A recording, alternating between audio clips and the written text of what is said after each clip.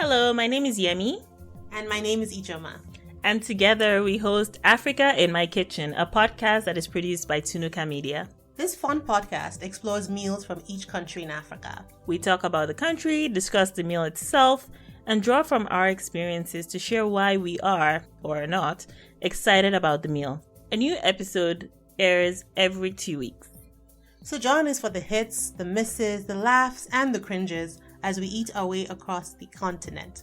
Come back often, share with your friends, and add the podcast to your regular podcast rotation wherever you listen to podcasts. Now, it's time for this week's episode.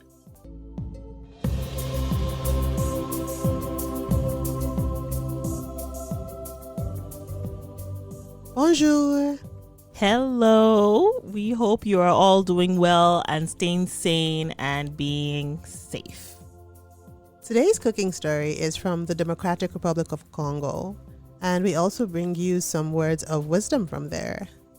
It's a little proverb that says, "Little by little, grow the bananas." And I think that's really cool.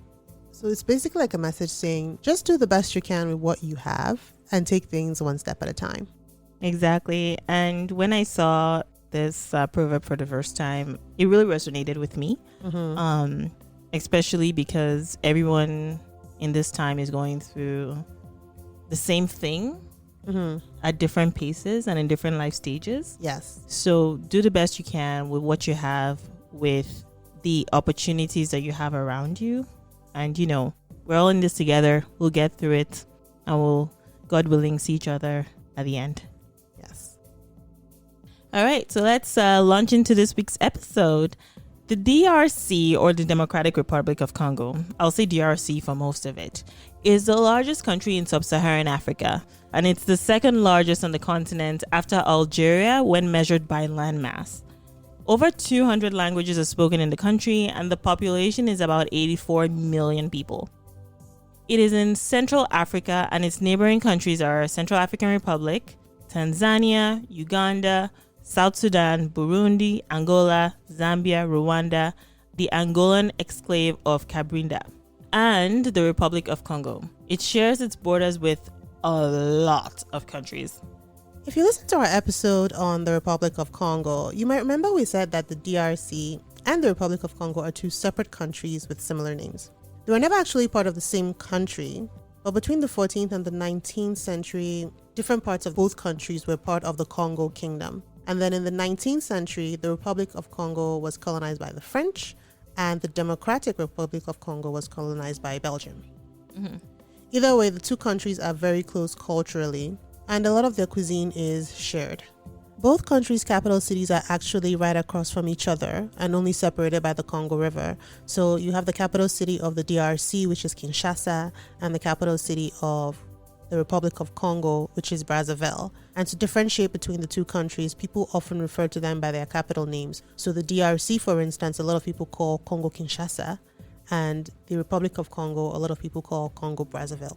Yeah, and from what we found, there is a lot of bureaucracy involved in terms of document checks. But the crossing itself really doesn't take very long. The official language of the DRC is French, but there are also 4 national languages as well. This includes Lingala, Swahili, Shibluba, and Kituba, also known as Kikongo. That's right. And just to add a little bit to what Yemi said when she was referring to the crossing, it's basically we're talking about how easy it is to get from Kinshasa to Brazzaville. I think you can actually take a boat and be there in about 30 minutes. The crossing itself is about 30 minutes. So where you might find a bit of a struggle is maybe during police checks, like getting to the harbor and getting off, embarking and disembarking and stuff like that. Yeah. But I found it interesting. I didn't even realize that they speak Swahili in Congo, because I always associate Swahili with Kenya and Tanzania. So I was very surprised to see that. But yeah, we're learning stuff over here. Food for the belly, food for the brain. That's right. All right. So as usual, we picked a couple of Congolese dishes to talk about a little bit. We have one is called Fumboa, and it's like a vegetable stew that you cook with peanuts and palm oil. Again, peanuts. We see peanuts all the time. So you have that. Fumboa is one of those greens. If you're from Africa, Fumboa is one of those greens that are very popular, but people know by different names. So for instance, in Gabon or Angola, they call it cocoa. In Nigeria, they call it afang, and I think the Ibibio and the Efik, Yeah, in Eastern Nigeria eat that. There's also liboke, which is a method of cooking in banana leaves, and I think in one of the episodes we talked about that, and I couldn't remember what it was called. So I think it's either pronounced liboke, which I think is Lingala, or it's libok, which would be French, but I think it's liboke, and that's just a cooking method. You cook something and steam it in banana leaves to give it a flavor, which apparently Yemi has. yeah. noticed. Like we do a lot of steamed beans where we cook it, and people may know it as moi moi, and it's has a very distinctive flavor when you cook in the banana leaves. So I do encourage, if you ever have the opportunity to eat some kind of food that has been cooked in banana leaves, I would really encourage you to try it. It's a treat you would not soon forget. I found out recently from watching the show that another country that cooks in banana leaves is Brazil. Specifically, there's a region called Salvador Bahia, and that's where there's a lot of like Afrocentric or African influenced food, and so that's another place. But moving on, there's also safu. That's another. It's more like I don't know. I think you would call it like a fruit. So it's called African pear or butterfruit. From where I come from in Nigeria, it's called ube. I do not like ube. And I'm dedicating this to a friend of mine. I won't say her name, but she loves ube. Like, she will sell you for ube. We have this fight every single time. Really? It's not me. I'm just saying it's not me. No, it's not her. I don't even know if you would like it. I actually do like ube. Oh, you like ube? Oh, Yeah. you know what it is? Yeah. Oh, okay. Yeah, it's like a weird avocado hybrid that's so sour. good. I seem to be the only Igbo person that cannot stand this thing. I don't like it. They'll soon disown me. Anyway, moving on. There is also lituma, which is baked mashed plantain. It sounds absolutely delicious because plantain is good regardless of how you make it. We're about to massacre this. Shitekutaku, also called spinach sauce. Sakasaka pondu. I just like that name. It just makes you want to dance. Cassava leaves, which we featured when we covered the Republic of Congo. Yeah, sakasaka or pondu. Dongo dongo, and it's an okra-based soup. We're not making Ijoma make it because, we know what happened last time. Oh my God, let it go. Hashtag Angola. Oh my God. Guys, let it go. Anyway, and we have Moambe. And Moambe is our feature dish. So I found out Moambe is actually, it seems to be like a Belgian influenced pronunciation of the word. So the Lingala version is actually pronounced Moambe or Mwambe. But Moambe is basically a stew made of palm butter or palm fruit or palm, I think it's also called palm cream. There's a little problem with this dish in that when we tried to figure out what the main ingredient was, some sources say it is a stew made from peanut butter, and some say it is made from this palm butter from the palm tree. And it was a bit confusing because I talked to people, I looked online, I did some research, I looked at like examples of cookbooks, and they were just divided. So would see examples of peanut butter saying, okay, this dish is made from peanut butter primarily, and that's the peanut butter, a little bit of tomatoes and some palm oil. And then when this person made it, the person got yelled at on the blog by a Congolese person who said, no, this is not Mwamba at all. Mwamba is made from palm nut and palm nut cream or palm butter. So I talked to a friend of mine who's Congolese, and he said, well, no, it is peanut made with tomatoes and palm. But by that time, we'd already made this version. And the recipe this came from was from a Congolese person as well. So we were like, okay, we've already made a couple peanut dishes. We're going to go with the palm nut version. Yeah. So disclaimer, guys, this is the palm nut or palm butter version. And just a little quick note on palm butter or palm nut or palm cream, whichever one you call it. It's different from palm oil. I don't know exactly how palm oil is extracted, but this is, you take the actual fruit that it comes from, and instead of an extraction process, the most traditional way I recall is that you boil this fruit. It's like a red fruit, a bunch of red fruit, and you boil it, and then you kind of pound it to get the pulp out. Yeah. And it's the same thing that is also used for a soup in Nigeria called banga, and also in Ghana, I think it's called abenkwan. And I remember my grandmother, on my mom's side, actually, that was my first memory of her.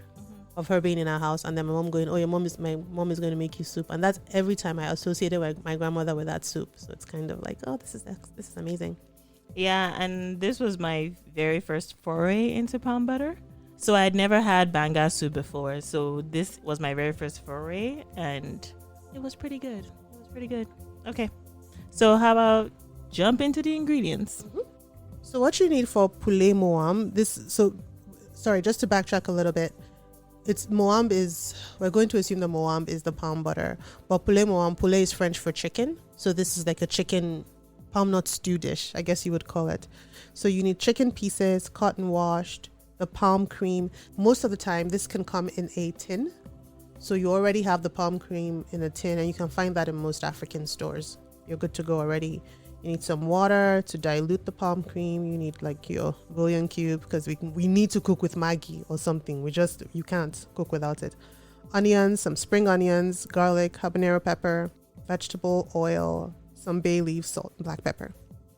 So regarding the cooking process, you season your chicken with salt and pepper. I threw in a little bit of paprika just to give it a bit of smokiness. And then you brown the chicken in a little bit of oil.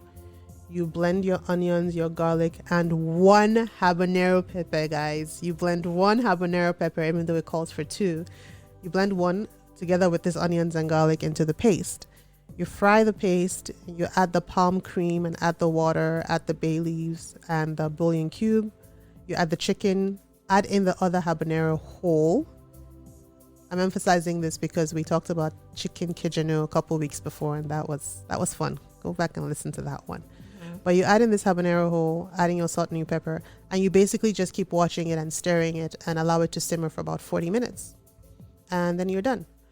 So one of the things you can serve chicken or Poulet Moambe with is steamed plantain or chikwang, which is a kind of cassava. I personally had it with rice, and I don't know what Yemi had it with. I had mine with pasta. Interesting. I had mine with pasta, guys. I'm so spoiled. I really love pasta. It's like my favorite. What did you think of it? I liked it. I think the creaminess of it really worked well with pasta. Right? It was the appropriate amount of hot. I'm looking at you with a side eye. Yes, I can see.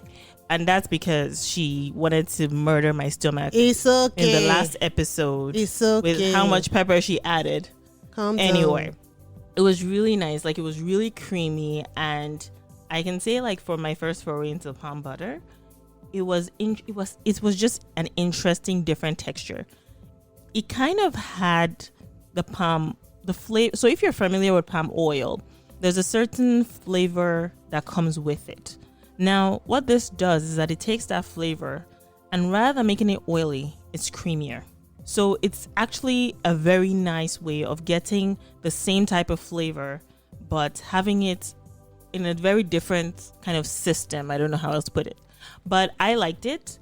The one thing that I wasn't a fan of too much is because palm oil tends to have this almost fatty aftertaste. So for those who are watching their waistlines, maybe you might want to go easy when you spread this over your food. It's really good. I went back for a second. So, yeah. In a weird way, even though it didn't have the elements of any curry in it, it kind of made me think. It did. It made me think of curry too. I don't know why. It was very odd. It did make me think of a curry sauce. But I know what you mean about the creaminess. That's one of the reasons why I like banga soup and all this. It has that hint of creaminess, but I think this was even a little bit thicker, and I can definitely see how it would go well with the pasta. So for lack of how to describe it better, I would just say it kind of made me think of a slightly spicy curry. Yeah, so if you've had, and the curry we're referring to is not just the curry sauce, so if you've had like the Indian curry, usually it's really popular in Indian restaurants or East Asian restaurants. They have the Indian curry. So that curry, which is really thick, but also creamy, and then it has almost like a very distinct flavor. The consistency, I think, is very, very similar. Yeah, I think it's the consistency. Yeah, not the taste. The taste is very different, but the consistency for sure. If you want to think of, if you want to picture in your mind what the consistency would probably feel like in your mouth, that is what it's going to be like. And even though we've said, the thing is, it is palm butter or anything from the palm tree is really high, and I think it's beta carotene, which you also find in carrots, which gives that distinct orange color. It is a fatty dish, but I'm coming from the perspective of, like many dishes, you eat in moderation, right? Of course. You will not, I don't recommend eating Poulet Moambe every day for a month. Good Lord, That's no. probably not a good idea. It may not No. be good for your heart or your arteries or something like that. But no, otherwise, I actually think so far this is almost like my favorite dish. Okay. It beats cachupa for me. Really? Mine is still cachupa. No, I like this one, but I think cachupa, the idea of, I really like beans. So Oh, that's why. Okay, that makes sense. like I really like beans, and I like beans even more when there's meat in it. So here we okay. go. As simple as that. Oh. So can we agree that this one at least was a hit? Yes, I think we can. And I think I will make it again for myself. I'll come over. I won't tell you when I'm making it. Why? Keep going. Oh, you're the best and the worst. Thank you, Congo, for this dish, and thank you all for listening and coming along on this journey with us. We do not take you for granted. Till our next episode. See ya.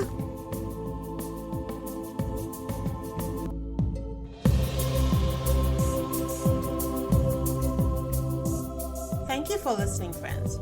As a reminder, the podcast is released every 2 weeks. Follow Tunuka Media on social media, including Instagram, YouTube, Facebook, and Twitter, to connect with us and be on the forefront of upcoming shows and program schedules.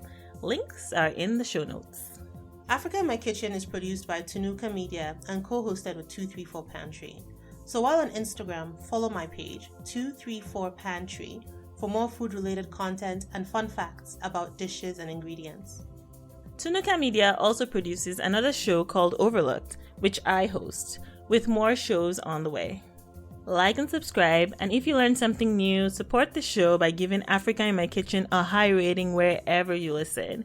This helps the show grow and gets more people just like you to learn also. So until next time, Bye!